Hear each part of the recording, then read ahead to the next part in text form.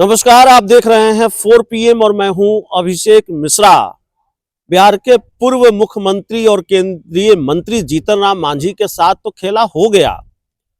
Bharatiya Janata party सहयोगियों के साथ खेल करती है और जीतन राम मांझी के साथ तो खेला होना ही था। जीतन राम मांझी भला भारतीय जनता पार्टी के खेल से कैसे बचते? उन्होंने तो कैबिनेट छोड़ने की बात कह दी थी।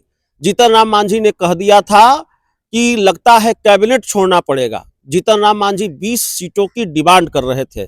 अब एक सांसद वाली पार्टी जीतन राम मांझी, एक सांसद वाली पार्टी के सर्वे सर्वा जीतन राम मांझी, एक सांसद वाली पार्टी के संरक्षक जीतन राम मांझी और भारतीय जनता पार्टी को आंख दिखाएंगे तो कहां बख्शे जाएंगे। 5 सांसदों वाली पार्टी पशुपति पारस को नहीं बख्शा भारतीय जनता पार्टी ने।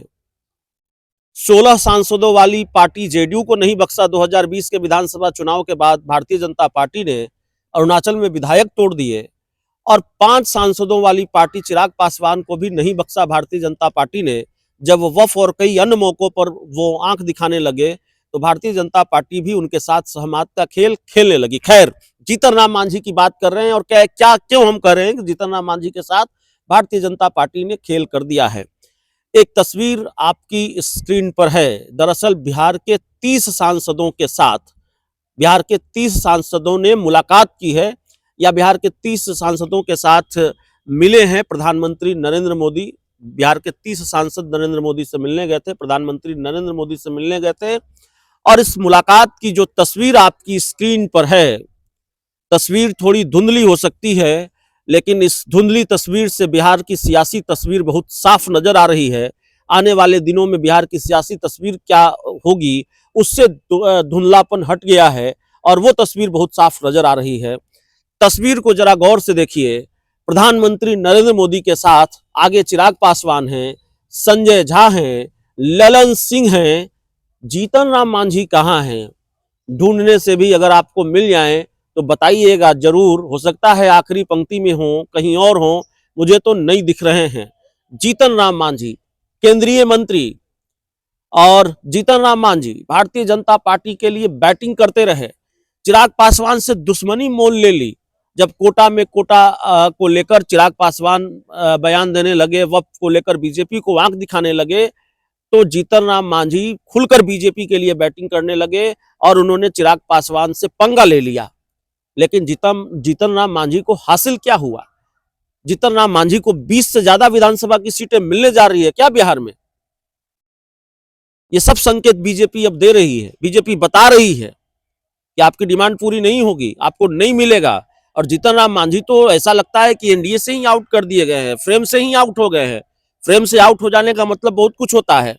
राजनीति में तस्वीरों के अपने मायने होते हैं और ऐसी तस्वीरों, जिस तस्वीर के बल पर या जिस तस्वीर का हवाला देकर ये पूरी खबर हम कर रहे हैं, ये पूरी खबर जिस तस्वीर की बुनियाद पर खड़ी है, ऐसी तस्वीरों के तो अपने मायने होते हैं। इन तस्वीरों का अपना एक मतलब होता है। फिर से वो तस्वीर आपकी स्क्रीन पर है। जीतन राम मांझी और कई नेता मौजूद है, माफ कीजिएगा, चिराग पासवान, प्रधानमंत्री नरेंद्र मोदी के बगल में ललन सिंह, संजय झा। हालांकि इस तस्वीर का एक दूसरा पार्ट भी है। इस तस्वीर के एक दूसरा मतलब भी निकलता है, एक दूसरे खेल के संकेत भी मिलते हैं, वो भी हम आपको बताएंगे। उस खेल पर भी अलग से हम आपको खबर बताएंगे कि इस तस्वीर के और क्या मायने हैं। लेकिन जीतन राम मांझी को भारतीय जनता पार्टी किनारे लगा रही है, जीतन राम मांझी को बीजेपी भाव नहीं दे रही है, ये साफ तौर पर दिख रहा है। और भारतीय जनता पार्टी से जीतन राम मांझी ने पंगा ले लिया है और भाजपा भी अब सहमत के खेल के मूड में है। तस्वीरों में जीतन राम मांझी नहीं है, फ्रेम से बिल्कुल जीतन राम मांझी गायब है। और भाव किसको मिल रहा है? तो चिराग पासवान को, संजय झा को और ललन सिंह को। और ये जो तस्वीर है ये अपने आप में इस बात की वानगी है कि बिहार की सियासत की संभावित तस्वीर क्या होने वाली है। जीतन राम मांझी कह रहे हैं कि 20 से ज्यादा सीटें मिलेंगी तब तो हम 20 विधानसभा की सीटें जीतेंगे। 5 मिल जाए वो बहुत होगा, 7 मिल जाए वो बहुत होगा। 2020 के बिहार विधानसभा चुनाव में सीट शेयरिंग का जो फॉर्मूला जीतन राम मांझी के साथ था, उस फॉर्मूले पर बीजेपी कायम रह जाए वही बहुत होगा। 7 सीटें भी अगर जीतन राम मांझी को मिल जाए बहुत होगा। 20 तो किसी भी हाल में नहीं मिलने जा रही है। और जीतन राम मांझी के साथ बीजेपी ने खेल शुरू कर दिया है, सहमत का खेल शुरू कर दिया है। और सवाल यह है कि क्या एनडीए के अगले पशुपति पारस जीतन राम मांझी ही होंगे, क्योंकि पंगा उन्होंने बीजेपी से भी लिया और पंगा उन्होंने चिराग पासवान से लिया। अब दोनों से पंगा ले लिया, अब दोनों से पंगा ले लिया तो भाई निपट जाना, किनारे लग जाना तय है, इसका नुकसान भी तय है। पशुपति पारस और चिराग पासवान एक ही मैदान में दो तलवार की तरह, और आखिरकार एक तलवार को बीजेपी ने निकाल फेंका और पशुपति पारस को किनारे लगा दिया।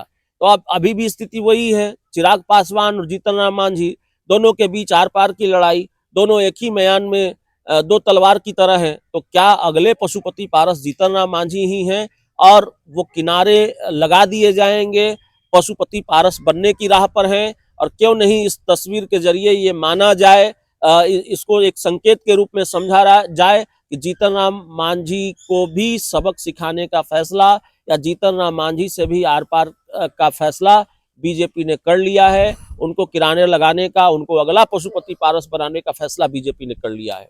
बहुत बहुत धन्यवाद।